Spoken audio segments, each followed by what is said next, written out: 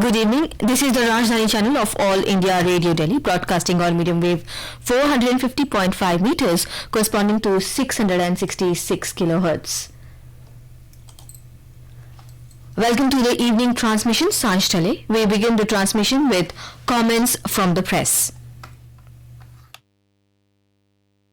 This is All India Radio. You will now hear comments from the press. The Asian Age in its editorial titled Economy is Modi's 2.0's first and biggest test writes, the core issue of livelihood has seen such a dip that a majority of people are worse off than they were, say 10 years ago. The new Modi government faces immediate challenges of gargantuan proportions in the form of a slowing GDP growth, rising in unemployment and farm distress. The GDP growth has slowed the most in the last 5 years, considering the favorable conditions of lower oil prices that ruled soon after the BJP came to power in 2014 and a world economic recovery from the subprime crisis low of 2008. The last quarter growth, January to March 2019, of 5.8% is far lower in real terms than the low of 5.3 at the end of the last quarter of UPA 2 in 2014, which, when measured by the new methodology of calculating GDP figures, would be about 7.3%. The GDP growth has been the slowest in the last 20 quarters, indicating several urgent measures would be needed to relaunch now.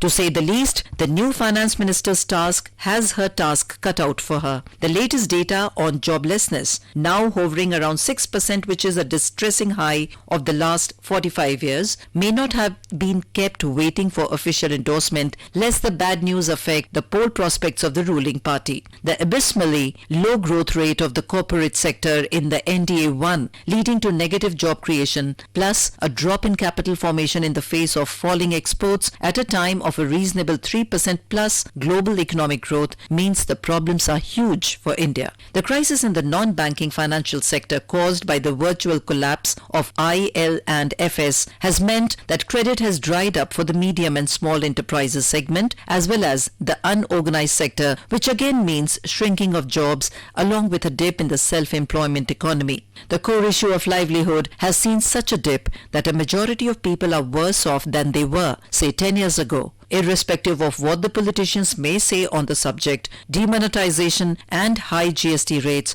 had dragged the economy down to this low, and economic expertise is needed even more than the cash support to 15 crore farmers. It is not to be forgotten that an average agricultural growth rate of 2.51% from 2014 to 2017 represents a significant dip compared to the average of 3.17% growth in the previous decade from 2004 to 2014. There are also fundamental issues to be addressed on how farmers can sell their produce for better realization than the existing state-controlled mechanism of procurement. As luck would have it, the rainfall average has not been bad in the last 5 years, which means the faults lie more in the farm-to-market processes. A silver lining may be the government's slick handling of the fiscal deficit, but the purse strings may have to be loosened if the economy is to be revived to rise to such levels as to show improvement in the job creation and agricultural growth besides a rise in general consumption. The Asian Age in its editorial titled What Will Top Shah's Agenda says, as the BJP President Amit Shah had campaigned with unusual vigor in the recent Lok Sabha election on issues that were contentious, these can generally be brought under the rubric of nationalism, which was the prime focus of the poll speeches of not only Mr. Shah but also Prime Minister Narendra Modi. It is to be seen if, as the country's Home Minister, Mr. Shah will pursue those themes with the same intensity. The scrapping of Article 370 of the Constitution,